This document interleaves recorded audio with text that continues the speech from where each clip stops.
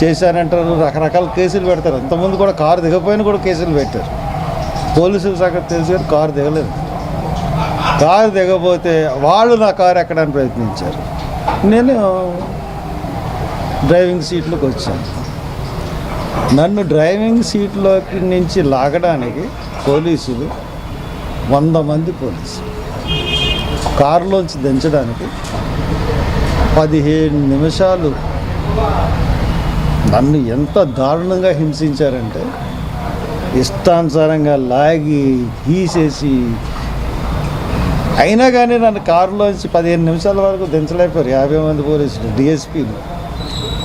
వెనక నుంచి ఒక 2 డిఎస్పీలు తోయడం, ఇటేపు నుంచి కాళ్ళు పెట్టి కాళ్ళు ఇరిసేసి లాగడం, ఒక పశువు కన్నా దారుణంగా లాగారు నన్ను. అయినా వాళ్ళ వల్ల అవ్వలేదు. ఇంతమంది చూసినా నన్ను లాగలేకపోయారు. సరే 15 నిమిషాల తర్వాత అంతమందిని ఎంతసేపు నేను ఒక్కడిని ప్రొటెక్ట్ చేయగలను? ఒకడు అంబోతుల్లో ఉన్నారు. సరే 15 నిమిషాల తర్వాత నన్ను తీసుకొని నన్ను ఎత్తుకుని తీసుకెళ్ళి ఆ జీప్లో కూర్చోబెట్టి చెరుకు పక్కన పోలీసులు తీసుకున్నారు. అప్పటికి 3:45, 10 నిమిషాల దాకా 4 అవి ఉంటుంది. ఇంకా అక్కడ మొదలుకునండి రాజానగరం వరకు తీసుకెళ్ళారు. అక్కడి నుంచి మళ్ళీ వేమగిరి వరకు తీసుకెళ్ళారు. మళ్ళీ వేమగిరి నుంచి మళ్ళీ రాజానగరం వైపు తీసుకెళ్ళారు. మళ్ళీ లాలాచెరు వచ్చి మళ్ళీ బొమ్మూరు నుంచి మళ్ళీ తిప్పి మళ్ళీ లోనకు తీసుకెళ్ళి అక్కడ దివాంచెరు ఎదురుగుండా రోడ్డు ఉంటే ఆ రోడ్డు నిర్మానుష్యం, ఎవ్వరు లేరు. అన్నీ చుట్టూ పొదలు. ఏవో అక్కడ ఏంటంటే మన హాస్పిటల్ ఒకటి ఉంది, శ్రీనివాస్ అనుకుంటా, గూడూరు శ్రీనివాస్ గారు హాస్పిటల్ వెనకాల అసలు నివాసాలు కానీ ఏం లేవు.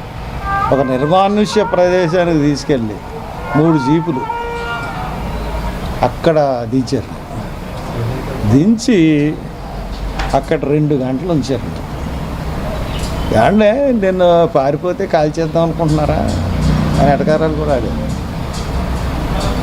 ఏం చేయమండి, మాకు ఇన్స్ట్రక్షన్స్ అండి. నిమిషానికి ఫోనే. మరి ఎస్పీ గాడు ఐజీ గాడు తెలియదు, కానీ ఎస్పీ గాడేమో ఐజీ గాడేమో తెలియదు, కానీ నిమిషానికి ఇన్స్ట్రక్టర్. మరి డిఎస్పీలో గురుని అమ్మ ఇదేమీ సార్, నేను ఎక్కడ ఏమన్నా నేరం చేశానా, ఎవరన్నా అడ్డుకున్నానా, ఏమన్నా చేశానా అంటే నాకు ఒళ్ళు మండి గాడు అంటున్నాను. ఎతవలు బ్రిటిష్ వీళ్ళ సీఏలో మాట్లాడుకున్నారు. బ్రిటిష్ వాళ్ళ కాలంలో కూడా ఇంత హెరాస్మెంట్ మన స్వాతంత్ర సమరయోధులు అనుభవించి ఉంటారండి అని అనుకుంటారు వాళ్ళు. అంటే ఎంత హెరాస్మెంట్ చూడండి. మళ్ళీ అక్కడి నుంచి మా సన్నీకి ఎలా తెలిసిందో వచ్చేసాడు అక్కడికి. అంటే మీ దగ్గర జీపీఎస్ ఉందా? ఊరి ఏమన్నా నా దగ్గర జీపీఎస్ లేదంటే పాప అది సరదాగా అడిగారు లేండి, అది జోక్ అడిగారు. ఎవరికి ఇన్ఫర్మేషన్ ఇచ్చారు? వాళ్ళు ఎస్పీకి ఒకరి మీద ఒకరు కంప్లైంట్ చేసుకుంటున్నారు. ఎవడో మన మధ్యలో ఒక మోళ్ళు ఉన్నాడండి, వాడి ద్వారా వెళ్ళింది ఇన్ఫర్మేషన్. ఎవడో లొకేషన్ షేర్ చేసి ఎవరు చేశారు ఏంటో. కానీ అండి మీరు సంపాదించగలిగితే ప్రెస్ వాళ్ళు 15 నిమిషాలు నన్ను కారులో దించి వీడియో సంపాదించారు. అంతకన్నా భయంకరమైన మానవ హక్కుల ఉల్లంఘన అనేది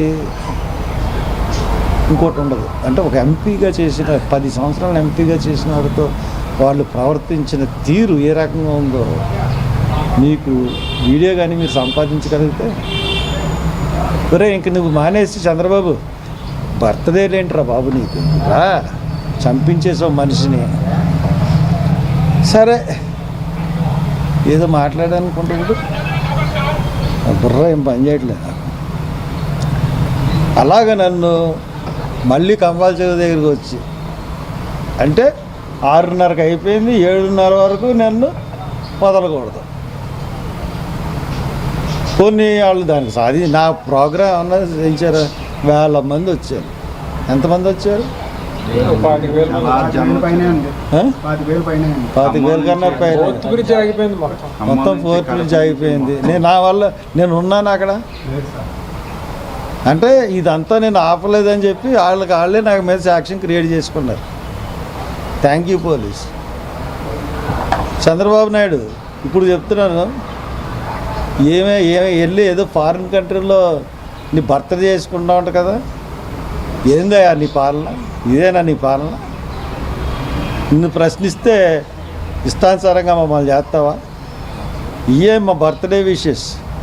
ఒక క్రిస్టియన్ని చంపించావు నువ్వు, ఒక క్రిస్టియన్ ఫాదర్ని చంపించావు, కేసును తారుమారు చేసావు. ఇప్పుడు దాకా పోస్ట్ మార్టం రిపోర్ట్ రిలీజ్ చేయలేను. నీకు తెలియకుండా అన్నీ జరుగుతాయా? మళ్ళీ నీకు ఎన్ని సంవత్సరాలు ఇప్పుడు? 76, 77, 78, ముసలోడు 80. మళ్ళీ నీకు నీకు సిగ్గు లేకుండా ఫారెన్ వెళ్ళి నీకు బర్త్డే నువ్వు సిగ్గు ఉండాలిరా బాబు. నువ్వు ముఖ్యమంత్రివి. ఇక్కడ క్రిస్టియన్ ఫాదర్ చనిపోతే ఏదో క్రిస్టియన్లకి ఏమో తాయిలాల కింద 6-7 నెలలు పెన్షన్లు ఇచ్చేసి చక్కబెట్టేద్దాం అనుకున్నావా? చూసావా జనాల్ని ఒక పిలుపుకి? ప్రతి ఒక్కడు కూడా హత్యని నమ్ముతున్నాడు. ఎస్పీలు, ఐజీలు సిగ్గుపడండి. నన్ను అరెస్ట్ చేసినందుకు, నన్ను ఇంతసేపు 5 గంటలు కారులో తిప్పినందుకు ఈ ప్రజాస్వామ్యం తలంచుకోవాలి. నాకేమీ అయిపోదు. బాబు, మీ బాబు జైల్లో ఉన్నప్పుడు నీ దగ్గరికి, మేము అమ్మ దగ్గరికి నేనే వచ్చానయ్యా.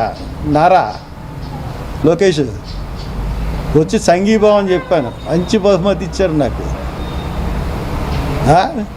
నీకన్నా జగన్ ప్రభుత్వం 1000 రెట్లు బెటర్లాగా అనిపించింది ఈవేళ. ఇంత హింస ఎప్పుడు పెట్టలేదు నన్ను. ఇష్టానుసారంగా చేస్తారా? సిగ్గు ఉండాలి. మీ బాబుకు ఫోన్ చేసి చెప్పు, ముఖ్యమంత్రి ఇక్కడ ఉండాలి, ఇక్కడ ప్రజల మధ్యన చేసుకోవాలి, ఫారెన్ వెళ్ళి చేసుకోవడం కాదని. ఇదే మా విషయాలు.